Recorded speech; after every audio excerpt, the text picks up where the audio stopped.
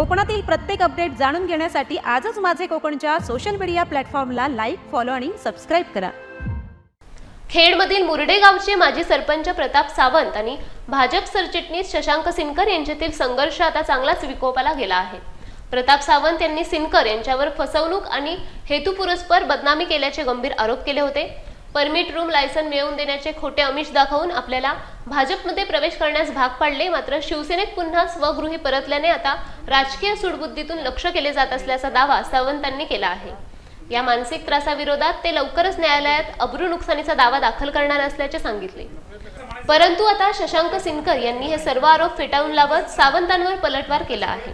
सावंत हे केवळ स्वतःच्या स्वार्थासाठी भाजपवर आगपाखड करत असून पक्षाला पक्षवाढीसाठी अशा उचापती करण्याची कोणतीही गरज नाही असे सिनकर यांनी स्पष्ट केले. तसेच सावंतांनी आपले मार्गदर्शक बदलण्याचा सल्लाही त्यांनी यावेळी दिला. या आरोप प्रत्यारोपामुळे प्रताप सावंत आणि शशांक सिनकर यांच्यातील वाद आता राजकीय वळण घेत असल्याचे दिसू लागले आहे. नमस्कार, मी शशांक सिनकर, भारतीय जनता पार्टी तालुका सरचिटणीस. आज काल माझ्या होती पर्यायाने भारतीय जनता पार्टी होती.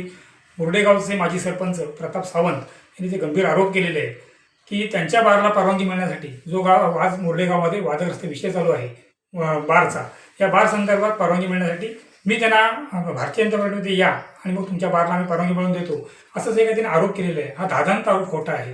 कारण का मुळात सावंत हे भारतीय जनता पार्टीमध्ये आलेच नाहीत. त्यांनी काय केलं, त्यांनी त्यांच्या सुनेला भारतीय जनता पार्टीत प्रवेश करून दिला आणि तिच्या माध्यमातून मी नाराज आहे असा शिवसेनेला संदेश देण्याचा त्यांचा एक मानस होता, तो त्यांनी पुरा केलेला आहे. त्याच्यानंतर त्यांनी सांगितलं की माझ्या सुनेला तुम्ही तालुका पदावरती घ्या आणि मग तर माझं समाधान होईल, माझ्याकडे चांगलं मोठं पद द्या. आम्ही सांगितलं की भारतीय जनता पार्टीची पद्धत नाही आहे कुठलेही पद द्यायची, त्यांना काम करू दे, तळागाळातल्या कार्यकर्त्याप्रमाणे त्यांना काम करू दे आणि कामातनं मोठं होणारं जर नेतृत्व त्यांचं मोठं होणार असेल तर होऊ दे असं त्यांना सांगितलं. पण त्याच्यामुळे ते नाराज झाले. त्याच्यानंतर त्यांनी आमच्याकडे एक अट घातली की तर एवढं तर होत नाही ना, हे पद मिळत नाही ना. मग आता मुळात म्हणजे जे काही मूळ सावंतांचं दुखणं आहे तर त्यांचं म्हणणं असं आहे की माझ्या त्यावेळी दरम्यानच्या काळात पोलीस पाटलांच्या परीक्षा सुरू झाल्या होत्या. माझ्या सुनेला पोलीस पाटील पद मिळावं म्हणून त्यांनी आमच्याकडे गळ घातली. त्यामुळे की आता सरकार आहे आपलं, गृहमंत्री सन्मान्य देवेंद्रजी फडणवीस आहेत, तर त्यांच्यामार्फत काही होतंय का पहा. तर मी म्हटलं मी सामान्य छोटा कार्यकर्ता आहे, प्रयत्न करायला हरकत नाही. पण त्याचवेळी सावंत हे अति महत्त्वाकांक्षी आहे. त्यांनी एकाच वेळी भारतीय जनता पार्टी, राष्ट्रवादी काँग्रेस याचे आमदार असलेले माजी आमदार संजयरावजी कदम साहेब आणि सन्मान्य विद्यमान आमदार योगेशदादा कदम यांच्याकडे तिन्ही दगडांवरती त्यांनी पाय ठेवला. तिघांकडे ते संपर्कात होते आणि पोलीस पाटील पद मिळवत होते. पर्यायाने पोलीस पाटील पद ही परीक्षा असल्यामुळे त्यांना ते पद मिळू शकलं नाही म्हणून ते नाराज झाले आणि मग त्यांनी आमच्यावरती एक राग काढायचं म्हणतात की भारतीय जनता पार्टीने माझं काम केलं नाही म्हणून केलं. परंतु वास्तविक असं आहे की सावंतांना हवी ती सगळी पद्धत त्यांनी घेतलेली आहे. मुळात सावंत हे आम्हाला निष्ठेच्या गोष्टी सांगतात, निष्ठावंतांच्या गोष्टी सांगतात, परंतु यांना निष्ठावंत का म्हणायचं ह्याच्याबद्दल माझ्या मनात संभ्रम निर्माण आहे. कारण मुळात सावंत हे काँग्रेसचे आहे. काँग्रेसचे पद निर्माण झाल्यानंतर त्याने एक सचिवपद गावाच्या विविध कार्यकारी सोसायटीचं सचिवपद त्यांनी पदरात पाडून घेतलं. त्यानंतर काँग्रेसमधून राष्ट्रवादी काँग्रेस निर्माण झाली आणि रत्नागिरी जिल्हा बँकेवरती ज्यावेळी राष्ट्रवादी काँग्रेसची सत्ता स्थापन झाली त्यावेळी आपसुकच यांना वाटलं की आपण त्या राष्ट्रवादी काँग्रेसला धरून राहिलं पाहिजे तर आपलं पद टिकेल, सचिवपद टिकेल आणि मग आपल्याला कार्यकाळ करता येईल आणि गावामध्ये आपल्याला पुढारी म्हणून मिरवता येईल. म्हणून त्यांनी राष्ट्रवादी काँग्रेसमध्ये प्रवेश केला आणि गेली कित्येक वर्ष ते राष्ट्रवादीचं काम करत होते. त्या माध्यमातून त्यांनी त्यांच्या मिसेस त्यांच्या पत्नीला सदस्यपद देऊन दिलं, ग्रामपंचायतचं सदस्यपद मिळवून दिलं. अशा पद्धतीने गावामध्ये सचिवपदाचा दबदबा निर्माण करायचा, गोरगरीब जनतेला खोटं नाटं सांगायचं आणि मीच कसा खरा हे सांगून पदरात पदं कशी पाडून घ्यायची कुठल्याही पक्षाकडनं हे त्यांनी आजतागत मिळवलेलं आहे. त्याच्यानंतर त्यांनी 1995 साली शिवसेनेमध्ये प्रवेश केला. शिवसेनेत प्रवेश केल्यानंतर कालांतराने त्यांनी सरपंच पद अशाच पद्धतीने एक लॉबिंग करून सरपंच पद मिळवलं आणि मग गावावरती त्यांनी एक कब्जा मिळवला की मी बघा कसा सरपंच करतो. वास्तविक त्यांना एक संधी मिळाली होती की आपल्याला जी काही पदं मिळाली त्याचा गावासाठी उपयोग करावा, जनतेसाठी उपयोग करावा. परंतु त्यांनी तसं न करता वैयक्तिक स्वार्थासाठी, मग तो पक्ष असेल, संघटना असेल किंवा सोसायटी असेल, याचा प्रत्यक्ष स्वतःच्या कुटुंबासाठी फायदा करायचा, जेणेकरून सगळी पदं आपल्या कुटुंबामध्ये राहावी हाच त्यांचा मूळ हेतू होता आणि याला आम्ही तळ दिला. म्हणून त्यांनी आमच्यावरती नाहक बारचा आमिष दाखवून, वास्तविक बारचं आंदोलन हे ग्रामस्थांचं आंदोलन आहे, हे काय भारतीय जनता पार्टीने आंदोलन काही उभं केलेलं नाही आहे. परंतु ग्रामस्थांच्या पाठीची 100% भारतीय जनता पार्टी उभी आहे हे दाखवण्यासाठी आम्ही त्यांना सपोर्ट केला. तर त्याचा राग काढण्यासाठी त्यांनी आम्हाला नाहक सांगितलं की आम्ही भारतीय जनता पार्टीमध्ये प्रवेश करतो म्हणून. वास्तविक सावंतांनी भारतीय जनता पार्टी प्रवेश केलेला नाही. ते कुठे होते त्या पक्षामध्ये काही ते आजतागायत कळलेलं नाही आहे. मात्र ते सुनेला त्यांच्या पुढे करून आपली पोळी मात्र भाजून घेतलेली आहे. ते असं देखील म्हणतात की भाजपमध्ये आम्हाला काम मिळेल असं झाल्यानंतर आमच्या कुटुंबियांनी म्हटलं आपण स्वगृही जाऊया आणि मग आम्ही शिवसेनेमध्ये प्रवेश केला आणि मग बारची स्थापना झाली.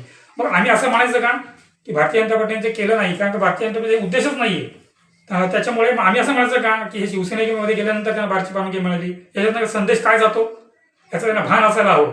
महायुतीचं सरकार आहे, इथे सन्माननीय गृहराज्यमंत्री महायुतीचे मंत्री आहेत. आपण त्यांच्यावर स्टेटमेंट करतोय की त्यांच्याकडे गेल्यानंतर मला बारची परवानगी मिळाली. हे नकळत कितपत योग्य आहे हे जनताच ठरवेल. त्यामुळे त्या सावंतांनी भान ठेवून आरोप करावेत. भारतीय जनता पार्टीचा कुठेही संबंध नाही. ते एवढे महत्वाकांक्षी आहेत की त्यांना सगळी पदं आपल्या हातात हवीत. त्यानंतर त्यांचा मूळ मुद्दा दुखावला गेला, तो पोलीस पाटील पदाच्या निर्माण, आणि तिथे वादाला ठिणगी पडली. त्यांच्या सुनेला अंगणवाडीचं पद मिळालं नाही म्हणून मग ते म्हणाले की मग किमान माझ्या सुनेला पोलीस पाटील पद मिळावं म्हणून त्यांनी जो काय अट्टहास केला, याच्याकडे धाव घे, त्याच्याकडे धाव घे, त्याच्याकडे धाव घे. त्यांच्या कुठेही एकाही पक्षावरती निष्ठा नाही. त्याच्यामुळे त्यांनी तत्कालीन माजी आमदार संजयराव कदम यांच्याकडे गेले, आमदार महोदय योगेशदादा कदम यांच्याकडे गेले आणि तिथे देखील त्यांच्याकडे ज्यावेळी नियमानुसारच होईल असं कळलं त्याच्यानंतर त्यांनी आमदारांच्या विरोधात बोलायला सुरुवात केली.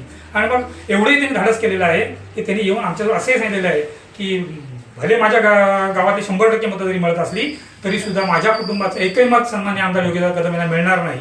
आमचं म्हणणं हेच आहे की प्रत्येक पक्षामध्ये राहून आम्हाला निष्ठेच्या गप्पा सांगतात आणि मात्र महायुतीच्या विरोधात काम करतात आणि संघटनेच्या विरोधात काम करतात. कशावरून यांची निष्ठा शिवसेनेशी आहे हे आम्हाला प्रश्नचिन्ह आहे. सर्व पदं आपल्यालाच मिळावी आणि संपूर्ण सत्ता, गावातली सत्ता ही आपल्या घरात राहावी असा त्यांचा उद्देश असतो. आणि त्याच्यामुळे हा विषय जो काय आता ते म्हणतात की ह्यांचं शशांक सिंकर यांनी ग्रामपंचायत ठराव केला.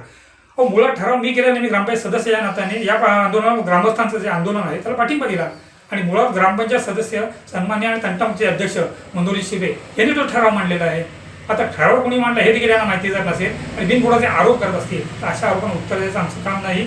आणि त्याच्यामुळे भारतीय जनता पार्टीचा जे काही संबंध नाही, सावंत हे स्वतःच्या स्वार्थासाठी भारतीय जनता पार्टी असेल, शिवसेना असेल किंवा राष्ट्रवादी असेल या महायुतीच्या सरकारचा वापर करून घेतात आणि आपली पोळी भाजून घेतात असा स्पष्ट माझा आरोप आहे. त्यांना खुशाल त्यांनी जर काही कोर्टात जायचं आवाहन केलेलं आहे, खुशाल त्यांनी कोर्टात जावं आणि मग त्यांचं जर आरोप खरे ठरले तर आम्ही ती कोर्टच आम्हाला न्याय देईल त्याच्याशी आम्ही संबंधित राहू. एवढं मला आजच्या या निमित्ताने सांगायचं आहे. धन्यवाद. कोकणातील प्रत्येक अपडेट जाणून घेण्यासाठी आजच माझे कोकणच्या सोशल मीडिया प्लॅटफॉर्मला लाईक, फॉलो आणि सबस्क्राईब करा.